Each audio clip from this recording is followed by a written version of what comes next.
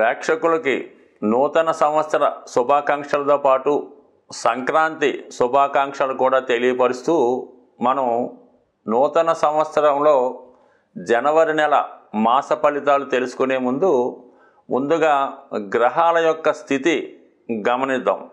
ఈ నెల ప్రారంభంలో వృషభ రాశిలో గురుగ్రహ గమనం వక్ర గమనంలో ఇంచుమించుగా ఈ నెలంతా కూడా వక్ర గమనంలో సంచరించడం జరుగుతుంది. అలాగే కుజుడు వక్ర గమనంలో ఉంటూ జనవరి 20వ తారీఖు వరకు కర్కాటక రాశిలో సంచరిస్తూ 20వ తారీఖు నుంచి వక్ర గమనంలో మిథున రాశిలోకి ప్రవేశించడం జరుగుతూ ఉంటుంది టెక్నికల్గా. అలాగే 6వ స్థానంలో కేతుగ్రహం, అష్టమ స్థానంలో మరి బుధగ్రహం అంటే వృశ్చిక రాశిలో బుధుడు సంచరిస్తూ జనవరి 4వ తారీఖున ధనుసు రాశిలోకి ప్రవేశించడం జరుగుతూ ఉంటుంది. ధనుసు రాశిలో సంచరిస్తున్నటువంటి రవి భగవానుడు జనవరి 14వ తారీఖున మకర రాశిలోకి ప్రవేశించి మకర సంక్రమణం ఏర్పడడం జరుగుతూ ఉంది. కుంభరాశిలో శని భగవానుడు శుక్రుడు కలిసి సంచరించడం జరుగుతుంది. అలాగే మరి మీనరాశిలో రాహు గ్రహం సంచరించడం జరుగుతుంది. ఇది ఈ వార గ్రహస్థితి. ఈ రాశుల యొక్క స్థితి గమనించినప్పుడు చాలా వరకు గ్రహాలు మంచి మిత్రస్థానాల్లోనూ ఉండడం వల్ల గ్రహాలు వారి రాశిని బట్టి అనుకూల ప్రతికూల పరిస్థితులు ఇవ్వడం జరుగుతుంటుంది. అది వ్యక్తిగతంగా ఏ రాశికి ఆ రాశికి తెలుసుకున్నప్పుడు ఏ గ్రహం ఏ ఫలితం ఇస్తుందో అన్నది కొంత డీటెయిల్గా తెలుసుకుందాం. కానీ ప్రస్తుత గ్రహస్థితి ఈ విధంగా ఉండడం జరుగుతుంది. సో ఇప్పుడు ఉన్నటువంటి ఈ గ్రహస్థితి మిగతా రాశుల వారి మీద అంటే ద్వాదశ రాశుల మీద ఏ విధమైన ప్రభావం చూపుతుందన్న విషయాన్ని మనం వివరంగా ఒక్కొక్క వీడియోలో తెలుసుకునే ప్రయత్నం చేద్దాం. 2025వ సంవత్సరం జనవరి మాసంలో తులారాశి వారి యొక్క మాస ఫలితాలు తెలుసుకుందాం. మరి ఈ రాశి వారికి ఈ నెల ప్రారంభం మాత్రం చాలా అద్భుతమైనటువంటి యోగాలతో ప్రారంభమైంది. ముఖ్యంగా భాగ్యాధిపతి ధనస్థాన సంచారం ఇది చాలా వరకు జాతకుడికి ఐశ్వర్యాన్ని ఆనందాన్ని కలిగించే అవకాశం ఉంది. గృహంలో ఏదో ఒక పుణ్య కార్యక్రమం, దైవ కార్యక్రమం, ఏదో ఒక గెట్ టుగెదర్ లాంటి ఫంక్షన్స్ జరిగే అవకాశం ఉంది.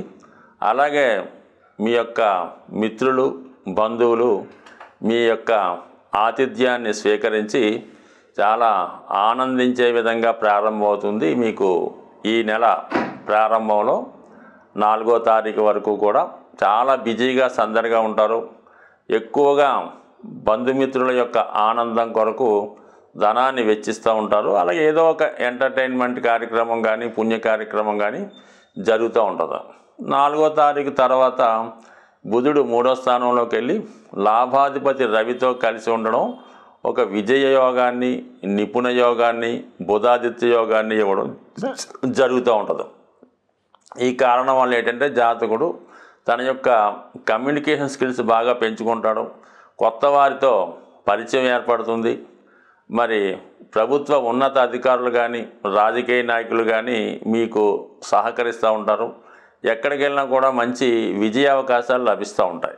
ముఖ్యంగా ఈ తులారాశిలో ఎక్కువగా సెలబ్రిటీ రంగానికి చెందినటువంటి సినిమా, టీవీ, మీడియా రంగంలో ఉన్నవాళ్ళు, వ్యక్తిగతంగా రాజకీయ రంగంలో కానీ అంటే ప్రజాసేవలో ప్రజలతో కలిసిపోయే ఎక్కువ మంది కనబడుతూ ఉంటారు. ఈ రాశిలో వాళ్ళు ఎక్కువగా లాభాపేక్ష లేకుండా నిస్వార్థంగా సేవ చేసే వాళ్ళకి ఈ గ్రహస్థితి మీకు ఒక కొత్త అవకాశాలని మీ పలుకుబడిని పెంచే విధంగా కనబడుతూ ఉంది. ముఖ్యంగా ఏంటంటే 5వ స్థానంలో రాష్ట్రాధిపతి శుక్రుడు శని భగవానుడితో కలిసి ఉండడం వల్ల జాతకుడి వ్యక్తిగత ప్రతిష్ట పెరుగుతుంది. వాళ్ళలో ఉన్నటువంటి టాలెంట్కి తగిన గుర్తింపు రావడం జరుగుతూ ఉంటుంది. ఎవరైతే ఈ మీడియా, టీవీ, సినిమా రంగంలో ఉన్నవాళ్ళో వాళ్ళకి కొత్త అవకాశాలతో పాటు విదేశ అవకాశాలు లాంటివి రావడం, మీ యొక్క టాలెంట్ని పైవారు గుర్తించడం వల్ల మంచి ఫోకస్ మీ మీద ఏర్పడడం జరుగుతుంది. అలాగే మీకు మంచి సహకారం కూడా మీ యాజమాన్యం నుంచి లభించే అవకాశం ఉంది. ఇది ముఖ్యంగా స్త్రీలకి ఇంకా ఎక్కువ గొప్ప అవకాశాలు రావడం జరుగుతుంటుంది. వాళ్ళకి ఏదైనా కొత్త అవకాశాలు రావడం కానీ అలాగే వీళ్ళు ఏదైనా ఒక ఇంటర్వ్యూకో సెలక్షన్కో వెళ్ళినప్పుడు ఖచ్చితంగా సెలక్షన్ అయ్యి మంచి నేమ్ తెచ్చుకునే విధంగా ఈ గ్రహస్థితి కనబడుతూ ఉంది. మొత్తం మీద ఏంటంటే ధనస్థానంలో ప్రారంభంలో బుధగ్రహ సంచారం ఆర్థిక విషయాల్లో అభివృద్ధిని, తృతీయ స్థానంలో రవి బుధుల సంచారం మీ యొక్క నైపుణ్యానికి ఎక్కువ అభివృద్ధి రావడం, గుర్తింపు రావడం జరుగుతుంది. ఐదో స్థానం అన్నది అంటే మీ యొక్క టాలెంట్ని పెంచే విధంగా ఉంది. అలాగే మీరు మీ యొక్క వృత్తిలో నెంబర్ 1గా ఎదిగే అవకాశం ఈ గ్రహస్థితి కనబడుతూ ఉంటుంది. ఇక దానికి అనుగుణంగా ఆరో స్థానంలో రాహుగ్రహం చాలా వరకు శత్రువులపై విజయం లభిస్తూ ఉంటుంది. మీరు సినిమా రంగంలో కానీ, కంప్యూటర్ రంగంలో కానీ, ఆర్థిక రంగంలో ఉన్నప్పుడు అనూహ్యంగా మీరు ఇతరులపై ఆధిపత్యం సాధిస్తూ ఉంటారు. కొత్తగా మీకు ఒక పదవి లాంటిది రావడం జరుగుతుంది. అంటే గతంలో మీకు శత్రువులుగా ఉన్నవాళ్ళు కూడా మీ యొక్క ఆధిపత్యాన్ని అంగీకరించి మీ యొక్క అధికారాన్ని వాళ్ళు స్వీకరించి మిమ్మల్ని గుర్తించే విధంగా ఈ గ్రహస్థితి ఏర్పడడం జరుగుతుంది. అయితే కొంతవరకు విచ్చలవిడిగా అనవసరంగా ఎక్కువ ధనం వ్యయం జరుగుతుంటుంది. వాళ్ళని వీళ్ళని నమ్మడం వల్ల అనవసరమైన వ్యక్తులకి అనవసర ఖర్చులు ఎక్కువగా జరిగే అవకాశం ఉంది. కాబట్టి ఖచ్చితంగా మాత్రం ధనం ఖర్చు పెట్టే ముందు కానీ, ఎవరికన్నా ఇచ్చే ముందు కానీ అది ఎంతవరకు కరెక్టో అన్నది ఆలోచించి ఖర్చు పెడితే మంచిది తప్ప వృధాగా ధనం ఖర్చు పెట్టడం వల్ల చాలా వరకు తర్వాత దాని ఇబ్బందులు ఎదుర్కోవలసి ఉంటుంది.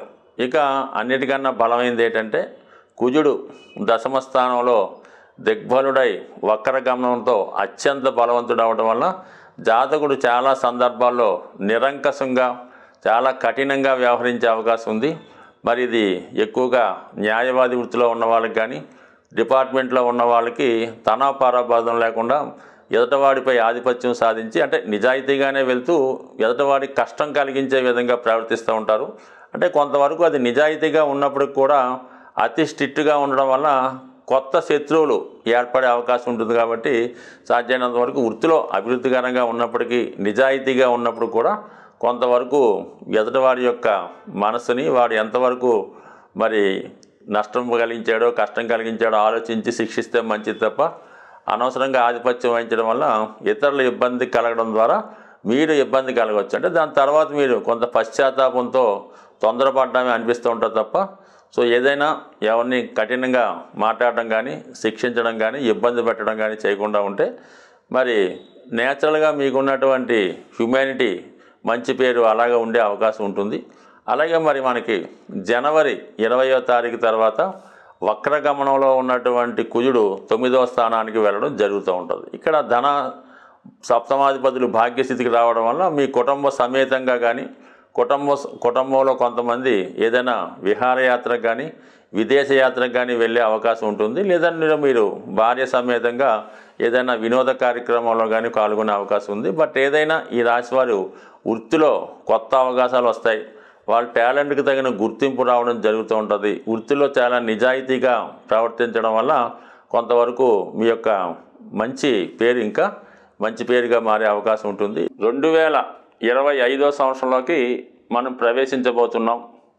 గడచినటువంటి 2024వ సంవత్సరం అది సంఖ్యాశాస్త్ర ప్రకారం ఆలోచించినప్పుడు 8వ సంఖ్య రావడం వల్ల ఆ సంవత్సరం ఏమైందంటే బాగా కష్టపడిన వాళ్ళు పైకి రావడం జరిగింది.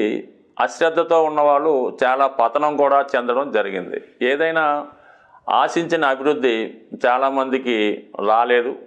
ముఖ్యంగా స్థిరాస్తి సంబంధించినటువంటి రియల్ ఎస్టేట్ వ్యాపారం పెద్దగా కలిసి రాకపోవడం వల్ల మరి ఆ ప్రభావం అన్ని రంగాల మీద పడడం జరిగింది.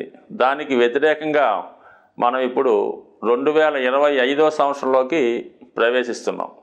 ఇది టోటల్ 9 రావడం వల్ల చాలా వరకు ఈ రియల్ ఎస్టేట్ వ్యాపారం, భూముల యొక్క విలువ ఎక్కువగా పెరగడం వల్ల దాంతోపాటు అన్ని రంగాల్లోకి ధనం ఇన్వెస్ట్మెంట్ చేయడం వల్ల అటు వ్యాపార అభివృద్ధి జరుగుతుంది, పారిశ్రామిక రంగం అభివృద్ధి చెందుతుంది, ఈ మోటార్ ఫీల్డ్ కూడా అభివృద్ధి చెందడం వల్ల అన్ని విషయాల్లో కూడా అనుకూలంగా ఉంటుంది. అలాగే చివరి సంఖ్య 5 రావడం వల్ల ఏంటంటే వ్యాపార వర్గం వాళ్ళకి బాగుంటుంది, మేధా వర్గం వారికి అనుకూలంగా ఉండే అవకాశం ఉంది. కాబట్టి చాలా వరకు గడిచిన సంవత్సరం కన్నా ఈ సంవత్సరం ఫలితాలు అన్ని రాశుల వారికి చాలా వరకు శుభకరంగా ఉంటుంది. ఏదో ఒక కొత్త ఆదాయం కూడా ఏర్పడే అవకాశం ఉంది. కానీ మరి 2025 అందరికీ శుభంగా ఉండాలంటే ముఖ్యంగా ఈ నెలలో ఏర్పడుతున్నటువంటి మకర సంక్రాంతి అంటే సూర్యుడు ప్రతి నెల ఒక రాశి మారడం అనేది జరుగుతూ ఉంటుంది.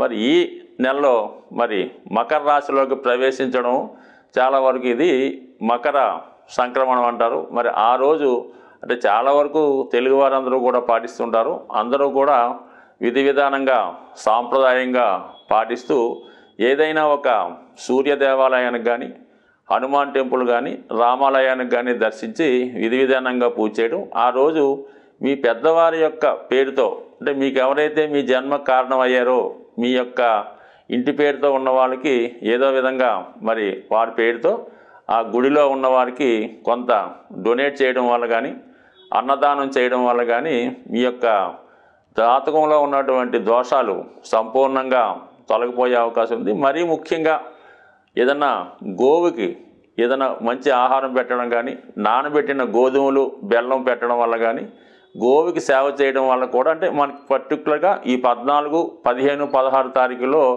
ఈ విధమైన పుణ్య కార్యక్రమాల్లో పాల్గొని పెద్దవారి పేరుతో మీకు ఇటువంటివి డొనేట్ చేయడం వల్ల పితృదేవతల యొక్క సంతోషంతో మీరు ఖచ్చితంగా రాబోయే సంవత్సరం ఆనందంగా గడిపే అవకాశం ఉంటుంది. స్వస్తి.